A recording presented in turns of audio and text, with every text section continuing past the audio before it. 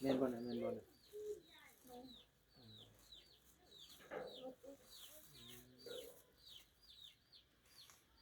คนหมานี่พี่น้อง การแต่งงาน แบบมันถึกการผิดทะเลาะเบาะแหว่งกัน ถ้ามีเธอที่สองที่สามข่อยบ่ไหวแล้วว่ะ อย่าเลย ต่อไปมันก็สิบ่แน่แล้วเนาะมั่นใจร้อยปานนั้นล่ะแบบว่า เจ้ามั่นใจเจ้าหรือจะมั่นใจไอ้แตงว่าเราสิบ่มาเฮ็ดหยังดอก มันบ่เฮ็ดหยังเนาะ อืม เมื่อวานนี้ก็อยู่ ตอนแรง คืนนี้ก็นอนอยู่บนครัว ๆบ่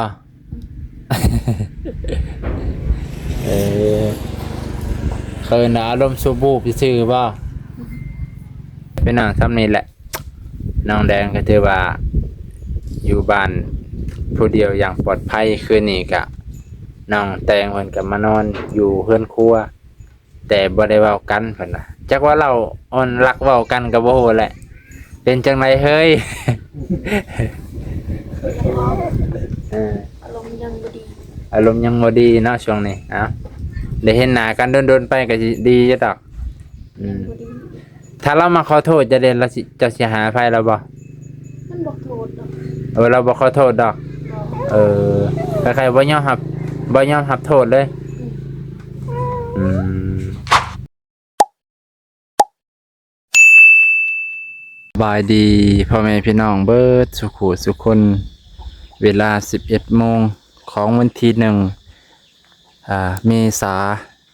วันใหม่เดือนใหม่พ่อแม่พี่น้องมานี่มาหาน้องแดงคือเก่านะเมื่อวานนี่ได้ไปหาแต่อยู่เฮือนน้องพรมานี่ก็มาหาอยู่บ้านเพิ่นเพราะว่าเห็นอ้ายลาวเพิ่นมาส่งไปพี่น้องก็ดีใจเห็นหน้าน้องแดงคือเก่าเด้อไปพี่น้องบ่เป็นหยังยังสดใสอยู่ติดตัวอยู่ผู้เดียวเลยได้นี่พี่น้องเป็นจะได้ก็ให้กำลังใจเพิ่นอยู่ผู้เดียวนอนผู้เดียวบ่เมื่อคืนนี่ นอนผู้เดียว จะ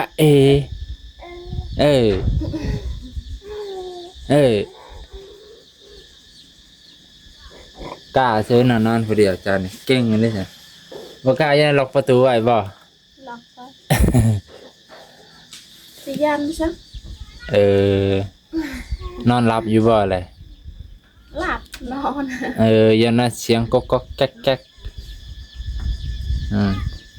นอนภาวะ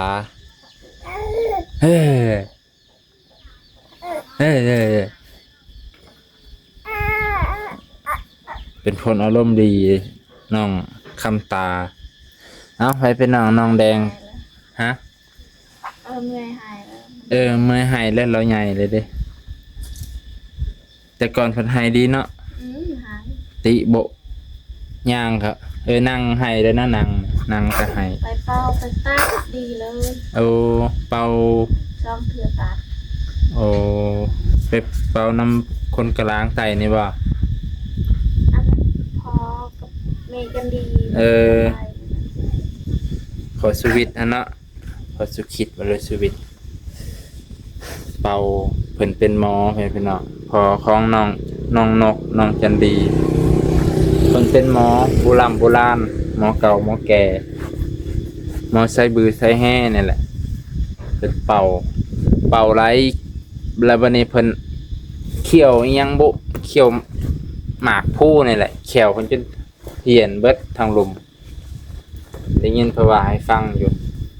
มีแต่เป่าเขาเขียวอยู่ของ70เบิดไปเขียวหวานไฟใจดำนี่แหละประมาณนี้เพิ่นน่ะเขียวจนบ่มียำเข้า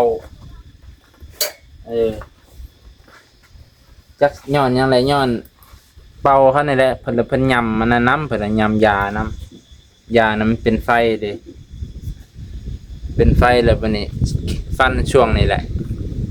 เบิดเลยเพิ่นเนาะเพิ่นก็อยากให้ซอยจักสิซอยจะได้แล้วค่อยว่า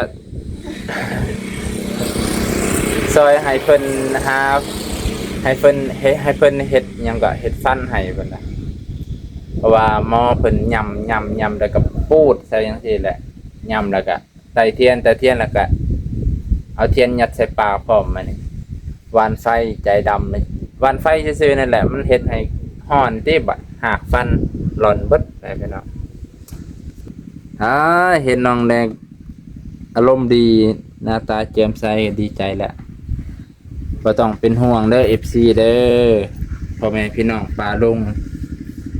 น้อยอันนี้ก็เป็นห่วงแล้วเพราะว่าบ่าวลาวเพิ่นเอามาวานนี้กับเอื้อยยังก็อยู่น้องเบนนั่นแหละเห็นเพิ่นเอามาเพิ่นมาส่งนะ ก็เราไปกินกอง โอ้เรามาแต่เก่งกอ ทัวกินกอง โอ้ก็เลยมาแวะพี่เนาะเพิ่นก็ฮู้ข่าวสาวพรก็ว่าแห้งโพดคันน้องแดงเป็นหยังไปอีกให้พวกเรารับผิดชอบเด้อเพิ่นน่ะโอ้ยเว้าใส่พิลึกโคตรเนาะแม่พี่น้องมันบ่เป็นหยังดอกเป็นหยังก็บ่ได้เป็นหยังหลายดอกเพราะว่าจังไดน้องแดงเรามั่นใจแล้วคิดว่าบ่เป็นหยังดอกคันสัตว์เราสิกล้านอนผู้เดียวใช่ป่ะใครมั่นใจเราแสดงว่าเราเคยทะเลาะกันอยู่แล้วนะคนเคยทะเลาะกันก็มั่นใจว่าผัวเพิ่นอาจจะบ่หายแห้งนั่นแหละเพิ่นก็กล้านอนผู้เดียวใช่ได้เพิ่นเป็นเนาะนี่เบาบางฮะก็มาฮอด ดีเด้อพี่น้องอาจจะเห็นหน้าบ้างเนาะว่างไหมก็ว่างมันพี่น้องเอ้ย เวียกลายให้พี่น้อง นี่ข้าวเราจะมาให้กำลังใจกันนี่แหละตามข่าวกัน ให้กำลังใจคำตาเนี่ยแหละฝุ่นปุอยู่ไปนั่งเลยอย่าให้ลูกสาวใหญ่เด้อล่ะว่ะจาก นี่ว่าสิอดอรูสาวใหญ่ซื่อ จักและได้ยินว่าเมื่อยอดแล้ว เพราะว่าผิดกันแต่ละเทื่อนี่มีใบบันทึกสัญญาบ่เคยเฮ็ดไว้เลยบ่ที่จริงก็ต้องเฮ็ดแหละ เป็นบันทึกน้ำตาล น้ำตาลตั้งฮัก น้ำตาลแต่งงาน ใบบันทึกการผิดทะเลาะเบาะแว้งกัน ถ้ามีเทื่อที่2ที่3ข่อยบ่ไหวแล้วว่ะ อย่าเลย ต่อไปมันก็สิบ่แน่แล้วเนาะเขาเอิ้นว่าบ่แม่นตังเว้าเนาะบ่ฮานเพิ่นเว้า ผู้บ้านเนี่ยไปเรียบร้อย เอา บันทึก เพิ่นคือบ่เห็นเอาผู้เฒ่าผู้แก่เว้าเต่าโฮมกันเนาะ โหมแล้วเมื่อวานนี่ ไอ้ลาวเพิ่นพามาบ่ โดน แล้ว คอยเปลี่ยนมือเอาดาวหันยัง พาเมื่อเจ้าหันบ่อยากเมื่อแต่ไอ้ลาวเพิ่นให้พาเมื่อ ถึงอยู่หันก็มัน อึดอัดเด็กน้อยหลายอึดอัดแล้วบ่แม่นเฮือนเจ้าของเนาะเฮือนเขา ห้องน้ำห้องในก็บ่มี ห้องน้ำห้องในก็บ่มีแม่นความคนเคยมีห้องน้ำคือข่อยเด้ข่อยเคยใส่ห้องน้ำบ่มีห้องน้ำนี่โอ้ยบ่ไหวอยู่บ่ได้ จักจะไปห้องน้ำ จักสิไปใส่ห้องน้ำก็เห็นแต่สาวพรและปุดแลนเข้าป่าขนาดเมื่อวานเนี่ยก็ยังปะสมิงให้เมื่ เจ้า อวานนี่ก็บ่ได้กินข้าว เจ้านะกินข้าวบ่แซ่บ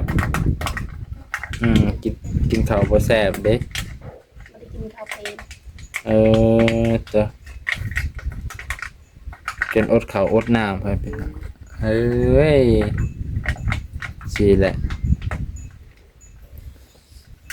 เอาจังไดก็ให้มันดีกันซะจังไดก็เฮ็ดจังไดได้เนาะให้ว่าเนาะโอ้คือโชคดีแท้เนาะบ่าวนงนี่ขอให้พี่น้องมีรางวัลให้3 ใบเพิ่นพี่น้องแนมบ่เห็นดอกนี่เอื้อยน่ะเพิ่นซื้อลอตเตอรี่ให้โอ้358505โอ้ขอให้โชคขอให้มานเด้อขอให้ถึงนะจ๊ะ ที่เรื่องนี้เหมือนเนาะ วันที่1มื้อนี้เอื้อยอยู่ทางไทยนั่นแหละ เพิ่นก็เลยเพิ่นก็เคยซื้อดอกช่วงหนึงเพิ่นซื้อคริสต์มาสให้ใบหนึงแต่สงกรานต์ปีนี้เพิ่นซื้อให้เลย3ใบโอ้คันถูก3ใบเอาจัก3ตัวหน้า2ตัว3ตัวหลังเนาะก็สิดีไปพี่น้อง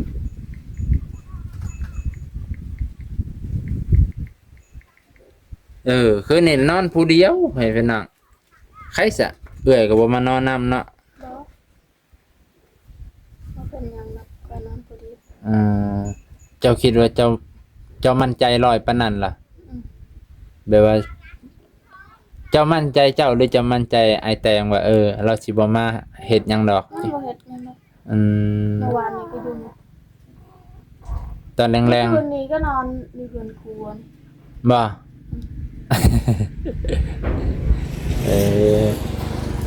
เคยนะอารมณ์ชั่ววูบซื่อๆบ่คืนนี้เราก็มานอนอยู่เรือนครัวน่ะดีอยู่ซั่นเราก็มานอนให้กำลังใจอยู่เด้อ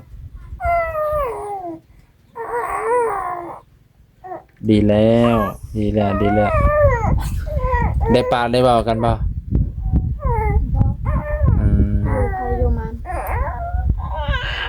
คันอยู่ไทยอันไหนบ่แม่นข่อยแนะนำได้คันอยู่ไทยน่ะข่อยเห็นถ้าคนสิอย่าห่างกันนี่อยู่ไผอยู่มันเฮือนไผเฮือนมันแต่ลูกต้องมาดูแลซอยกันต้องเบิ่งซอยกันส่งขาลูกอยู่ไผอยู่มันอันนี้ว่าสมมุติว่าอยู่ไทยเห็นอยู่ไทยเขาตกลงกันจังซั่นจนลูกใหญ่จนลูกรุดฮอดวุฒิภาวะอายุ18ปีบ่ล่ะเอ้าจังเศร้าเลี้ยงลูกจังเศร้าส่งค่าเลี้ยงลูกคันอยู่ไทยอยู่ลาวก็มีคันคนแถวเมืองเขาเฮ็ดกันคันว่าทางเมียว่าเจ้าบ่เลี้ยงก็ได้เขาเลี้ยงเองผู้เดียวก็ได้คือกันแล้วแต่สิตกลงแต่ให้ดีที่สุดก็อยู่นำกันนั่นแหละ เอาปะก็อายบ้านอายเมืองเพิ่นนั่นแหละน้องแดงเอ้ยอันนี้แนะนำซื้อก็อายบ้านอายเมืองเพิ่นแหละคันว่าอยู่บ่ล้นทนบ่ได้ดีก็จังว่าอีกเทื่อนึงแต่ว่าตามฟังเบิ่งมื้อนั้นน่ะป้าตกแล้วมันว่าอันนี้ก็คอยสิไปไผสิไปใช่แตงน้องแตงว่าเราสิไปแต่บ่ฮู้ว่าสิไปไสก็ปากซื่อๆแต่ปากซื่อๆแต่ปาก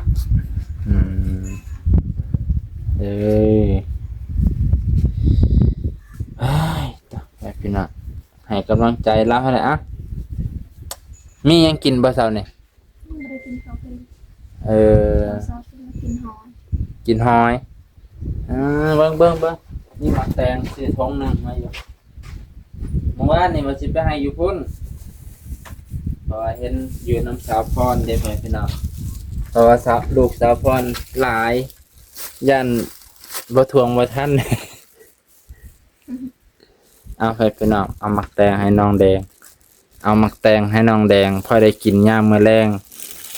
พอสิได้มีแห้งนะเพราะเพิ่นบ่ได้กินข้าวมาหลายวันเลยเด้อนี่จักมักเมนูใดก็สั่งจัดเอาเลยนั่นแหละไปพี่น้องชีวิตคู่ไม่ใช่เรื่องง่ายๆผู้ใดคู่ดีก็ดีไปพาสางพาษาพาเฮ็ดพาหาผู้ใดคู่บ่ดีก็ห่วยซ้ำก็ตกมรลกทั้งเป็นก็มีแม่นว่าเพราะว่าถือว่าแต่ว่าก็อยู่นำกันได้จนฮอดจักปีเลยนี่10 ปีโอ้ยจน10 ปีโอ้ยบ่แม่นว่าปวดเอาปวดตั้งแต่14 ปีว่าคันซั่นทะเลาะว่าแวงซำนี้ก็สิได้อยู่ดอกติอดได้อยู่ติเนาะ ตั้ง10 ปีเลยแม่พี่น้อง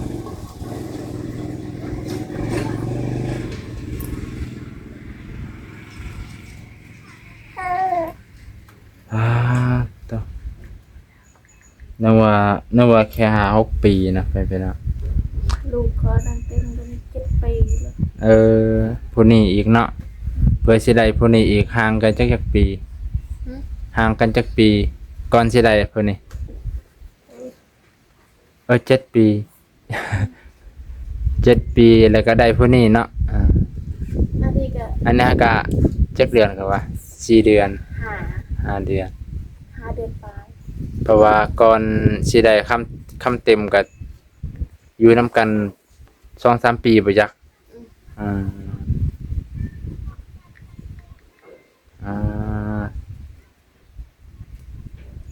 เน็ตนี่ก็จักเป็นพี่ช่างแบบเป็นน้องเมื่อวานนี่คิดว่าสาวพรโทรหาเอื้อยอยู่น้องเบนแล้วมาหาเด้อมาเว้าถอยข้อความเห็นเอื้อยอยู่น้องเบนมาอยู่นี่มาส่งคิดว่าเรื่องใหญ่แท้ๆแต่สาวพรเพิ่นให้บ่าวลาวคักเมื่อวานนี่คันน้องแดงเป็นอีหยังให้บ่าวลาวรับผิดชอบเด้อเพิ่นน่ะเว้าแฮงโพด เจ้าว่าบ่ฮะ เพราะว่ามันเบาอีกนะ ก็หันแรกจังว่าเราเว้าเราก็เว้าตามคนเราภาษาลาวอันแหละข้อยก็เข้าใจอยู่ดอกเว้าหยังก็ให้บ่าวลาวรับผิดชอบเราอยากค้านบ่อยากอันนี้เราอยากค้านลิ้นบ่อยากบ่มีศาสตร์บ่ศาสตร์อันนั้นเนาะบ่แบบศาสตร์นุ่มๆตอนนั้นไปซิโนว่าสิคิดว่าอยู่พี่มีไปซิโนผัดเห็นหลายอยู่มื้อหน้ามื้อในก่อนไปนักพี่เอื้อยเพิ่นก็อยากซื้อให้ดอกคิดว่าอยู่พี่มีมาผัดบ่เห็นจากนั้นเราจะไปถามสาวพรว่าเป็นจังได๋เพิ่นรอถอยบอกความทางน้องแดงนี่บ่ยอมจังได๋กะจังซี่เนาะสะพอนวานนี่มาให้เนื้อ บ่ให้เจ้าเมื่อมันแนวแล้วให้เนื้อเดี๋ยวอาคอยว่าทาเบาแล้วก็จังเจ้าเมื่อเจ้าก็เลยเมื่อนำบ่าวลาว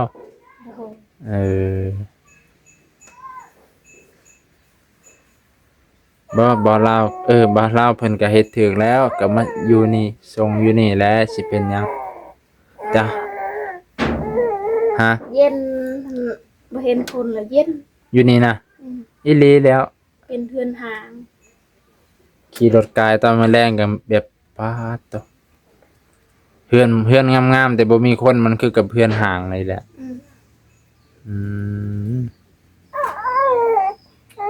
ไปพี่น้องก็สิซ้ำนี่แหละถ้าพังอีกฝ่ายนึง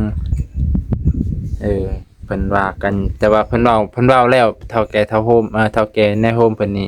บอกกันแล้วบ่คิดว่าเจ้าก็ได้ฟังบ่วันนี้หรือบ่ได้ฟังซับฟังโฮมกัน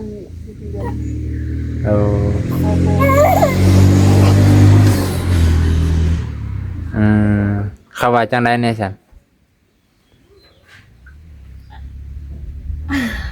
อยู่ต่อหรือเขาให้อยู่เขาให้อยู่นำกันอีกซั่นแล้วมันจังดีจังได๋เขาก็ให้อดเอาบ่ว่ามันเฮ็ดอีกมื้อเฮ็ดอีกมื้อเด้อพี่น้องเทื่อที่3มันเทื่อที่6วันนี้เนาะมันบ่ได้เฮ็ดบ่ได้มื้อคำบ่ได้เฮ็ดก็อยู่นำกันนี่แหละเนาะบ่น้องก็รุ่นไปพี่น้องบ่แม่นรุ่นหยังบ่แม่นรุ่นให้เพิ่นปะหะอย่าห่างกันก็อยากฟังคำตอบเพิ่นนั่นแหละแต่จริงเบาแดงก็ตัวถ้าเพิ่นก็บ่ได้ว่าโหดร้ายปานนั้นดอกแต่ว่าด้วยที่เฮาเห็นในสื่อมันก็คือเนาะคือเป็นตาย้านพุ่นแล้วก็ฮักกะกออันนั้นได้นั่นเตานั่นแม่นบ่ไป ก็เตะหึง ก็ที่เฮิงแหละ ก็เตะหึง เอ้ามานี่บ่แม่นหยังก็มันบัดมื้อหน้ามื้อในเพิ่นเข้ามานี่อายเด้ออายแตงเพิ่นเบาแตงก็สิอายหมู่แล้วอายซุมข่อยนี่แหละ ข่อยเห็นเต็มมือเต็มตาเนาะปาดโตผู้ชายคือเฮ็ดผู้หญิงปานนี้วะ มันเห็ดจนตายแล้วนะอันนี้นะ อ่า มันเห็ดจนเต็มมุกเต็มใจ แล้วมันเราจังเศร้าสะใจเลยจังเศร้าว่าซั่นดอกอยู่แบบนี้มันก็ซ้ำ ตายคืน แบบนั้นมันก็ซ้ำกับไอ้ต้อมหั่นศพแล้ว เจ้าบ่เห็นข่าวเหตุการณ์บ้านเมืองอยู่ประเทศไทย คนลาวนำกันผัวเมียคือกันนี่แหละฆ่ากันนึกปาดตัดแข้งตัดขาซ้ำกับหมูกับหมาใส่ถุงดำเอาไปถิ่ม มันทะเลาะกันซื่อๆนั่นแค่นี้อันนี้เห็ดมันหนัก โอ้อันนี้มันก็เฮ็ดโพดมื้อนั้นแบบว่า ถ้าเราอยู่หัวเจ้าลงขีดตาไฟนั่นกองไฟนั่นโอ้โหผมเจ้านี่ยันบ่เลยจักเส้น